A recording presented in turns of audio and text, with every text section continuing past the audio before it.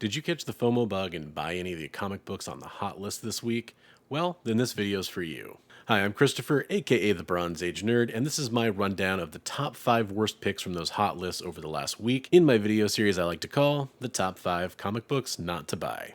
Remember, if you bought this book on FOC, or if you got it for cover price or something like that, or you found it at a place that was selling it for $1, that doesn't count.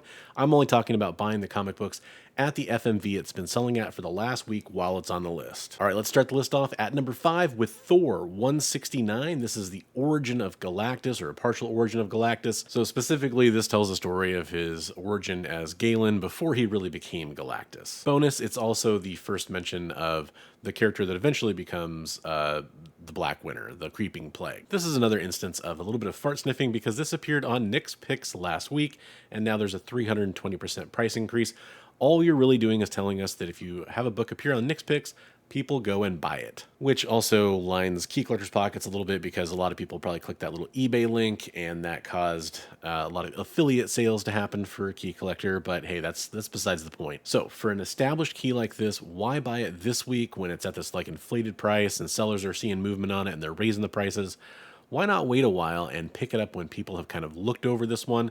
The timing is going to be a little bit tricky on that one, though, because we do know Galactus is going to come to the MCU. It's just an inevitability, and that means you probably should pick up books like this before that appears, or maybe way after he appears. Either way, I'm avoiding this one this week. At number 4 on the list, we have Deadpool number 1. This is the first ongoing Deadpool, not the first mini-series appearance. It's obviously not the first appearance of the character, and I liken this a lot to the Harley Quinn number 1 that was her first ongoing series with DC. That book is always really, I mean, it's going to be a $50 to $100 book, all the time pretty much. And I think this book is going to start to fall into that category as well. But it's definitely like a third order type of key. It's not the first appearance, it's not the first solo title, it's not the first time that they appear in their own book. Nothing like that. It is just the first ongoing issue. And because of that, I think this book's going to have a while before you really have to worry about it being a super expensive book. And again, same logic applies as pick number 5. Why not wait a little while to pick this one up when the current week's shine is off of it a little bit? With a 400% increase in sales, again, you're going to see sellers starting to raise the price on the book, and that price may or may not go back down in the future, especially with the new Deadpool movie coming out, but I bet you can pick this book up cheaper in the future. Up next, we have Batman One Bad Day. This is the Ra's al Ghul, Ra's al Ghul, however you want to pronounce it, number 1, 1 in 100 foil variant. Beautiful Brian Boland cover. Here's the thing, though. The time that this came out, this was on the CBSI Hot 10. It was going for $110 according to their list. I'll be curious to do the price checks I do on the book 6 months later and 1 year later. But if it's only going for $110 and it's a 1 in 100 ratio, I think there's probably a really good chance this book is going to tank in the long run, or at least stay flat. No real sense in chasing the ratio right now. It's already out.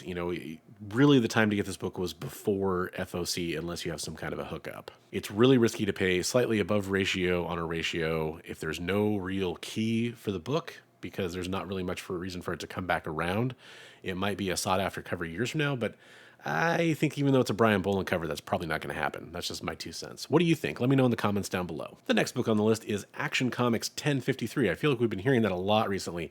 This is the Nathan Zerdy variant, and frankly, I just don't think this is the best work. In fact, I don't even think this is the best Nathan Zerdy Power Girl cover. With what this is going to be going for and all the Power Girl variants that have been out recently, I'm going to avoid this one. Which brings us to our number 1 book on the list, which is John Wick number 1. I love this book historically. It's been a great book. I've bought a lot of copies. I've sold a lot of copies. I own the Sienkiewicz cover, for example, in a 9.6. Still, I sold one of the photo covers recently in a 9.6, and I think the time to sell was now, because now the movie's out. John Wick 4's here. Where are we going to go with this character going forward? Like, there's a current spotlight on it, but after that, why would this book have any reason to continue to be hot until the next movie comes out? And yeah, sure, there's a 760% price increase over the previous week, but I'll tell you what, is there going to be a 760% price decrease in about a month? I'm thinking, yeah. Thanks so much for watching this video, everybody. If you'd like to become a channel member, that does help support me, and it helps support me on all the services I use to run the channel, like StreamYard, my subscriptions to places like COVRPRICE, for example, and all the channel members are on the screen right now. I really appreciate all of your support. Thank you so much. Don't forget to head down to the comments and let me know what you think about the list this week, and any comic books that you would have added or any that you would have left off. I'd love to hear from you. Until next time, thanks for watching, and I want to remind you, as always, hey, hey, hey, hey.